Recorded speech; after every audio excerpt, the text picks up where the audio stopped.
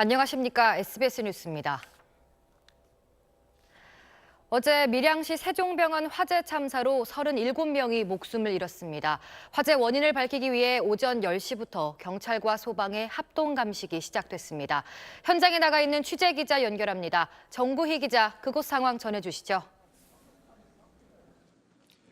네, 오전 10시부터 이곳 밀양 세종병원에서 합동 감식이 시작됐습니다. 경찰은 우선 내부 CCTV 영상과 직원들의 진술을 토대로 1층 탕비실에서 불이 시작됐을 가능성에 주목하고 있습니다.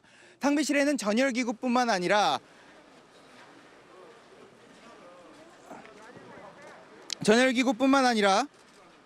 취사를 할 수 있던 도구도 갖추고 있었던 것으로 파악돼 국립과학수사연구소와 가스안전공사 그리고 전기안전공사가 합동 감식에 참여했습니다. 또 병원 설립 당시 도면을 토대로 얼마나 구조가 바뀌었는지 등도 확인할 계획입니다. 경찰 관계자는 설립 당시 도면과 실제 공간이 다른 부분이 있어 구조 변경이 이번 화재와 연관성이 있는지 여부를 조사하고 있습니다. 지금까지 사망자는 어제 발표대로 37명입니다. 하지만 부상자가 어제 집계보다 8명 늘어 151명으로 파악됐고 중환자 2명은 의식이 없는 것으로 전해졌습니다. 소방당국은 어제 구조 과정에서 일부 환자들이 치료 과정의 안정을 이유로 병상에 결박돼 구조 작업에 어려움이 많았다고 밝혔습니다. 경찰은 오늘 정밀 감식을 마무리하는 대로 병원 관계자 등을 불러 조사에 나설 예정입니다. 지금까지 밀양 화재 현장에서 SBS 정구입니다. 밀양 문화체육회관엔 합동 분향소가 차려졌습니다. 이른 시간부터 분향소를 찾는 시민들의 발길이 이어지고 있습니다. 현장에 취재기자 연결합니다. 안상우 기자 전해주시죠. 네, 저는 지금 밀양 화재 합동 분향소에 나와 있습니다. 어제 밤부터 작업을 시작해 오늘 오전 9시쯤 합동 분향소가 마련됐습니다. 지금까지 희생자가 너무 많이 나온 탓에 이곳 밀양의 분위기는 무겁게 가라앉아 있습니다. 이른 시간이지만 추모의 마음을 전하려 조문객들은 하나 둘씩 분향소를 찾고 있습니다. 헌화를 마친 조문객들은 유족에게 다가가 슬픔을 나누는 모습도 볼 수 있었는데요. 유족 가운데 일부는 슬픔을 참지 못하고 그만 실신해 병원으로 옮겨지기도 했습니다. 오전 9시 20분쯤엔 김부겸 행정안전부 장관이 분향소를 찾았습니다. 헌화를 마친 김 장관에게 유족들은 왜 숨진 가족을 구하지 못했냐며 소리치기도 했습니다. 한편 이번 화재로 숨진 37명 가운데 현재 18명의 빈소가 마련됐습니다. 나머지 19명은 아직 빈소가 마련되지 않아 대기 중인 상황입니다. 밀양시는 유족이 원할 경우 임시로 원하는 장소에 빈소를 마련할 수 있도록 지원할 방침입니다. 이곳 분향소는 24시간 운영되고 있고 운영기간은 유족과 합의해 결정할 예정입니다. 지금까지 밀양 화재 합동 분향소에서 SBS 안상우입니다.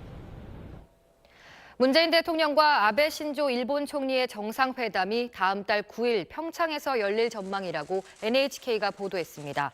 NHK는 한일 양국 정상이 올림픽 개회식 전에 개회식장 근처 호텔에서 정상회담을 여는 쪽으로 협의하고 있다고 보도했습니다.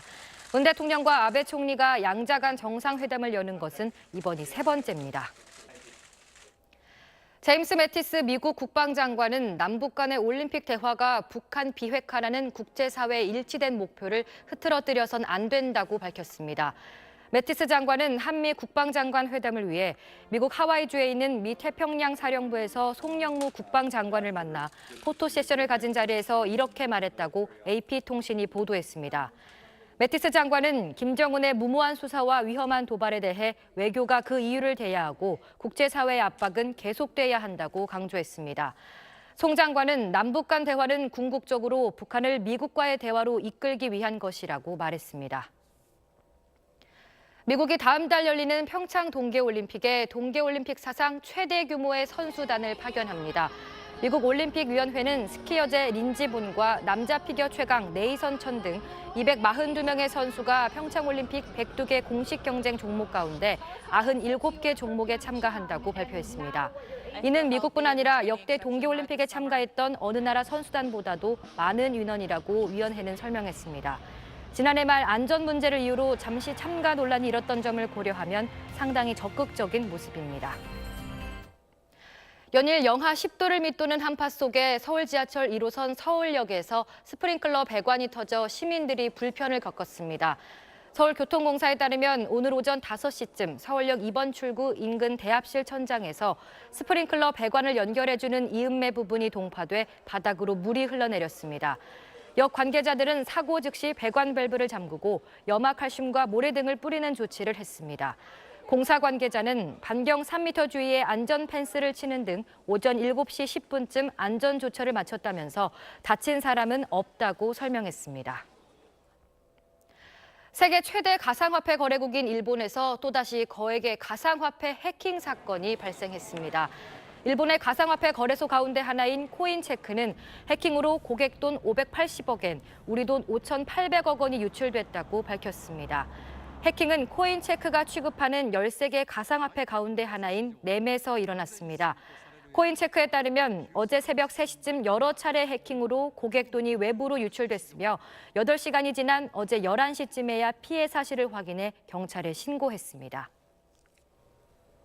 지칠 줄 모르는 추위가 참 길게도 이어지고 있습니다. 이번 한파는 다음 주 초반까지 조금 더 이어질 것으로 예상되고 있는데요. 그나마 주말과 휴일인 오늘과 내일은 상대적으로 기온이 조금이나마 오르겠습니다.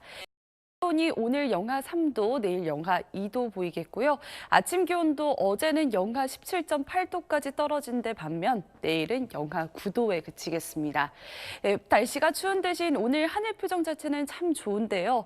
전국적으로 공기가 깨끗한 가운데 구름만 조금 지나고 있습니다. 종일 별다른 눈이나 비 예보는 따로 없겠습니다만 대기가 건조해지고 있습니다. 전국 대부분 지역으로 건조특보가 내려져 있는 가운데 서울에도 건조 경보가 발효 중이니까요. 불씨 관리 조심 또 조심해 주셔야겠습니다. 오늘의 한낮 기온은 서울이 영하 3도, 대전과 전주 0도로 어제보다 5도에서 8도가량 높겠습니다. 다음 주 수요일부터는 드디어 낮 기온이 영상권을 회복할 것으로 전망됩니다. 날씨였습니다. 뉴스를 마칩니다. 고맙습니다.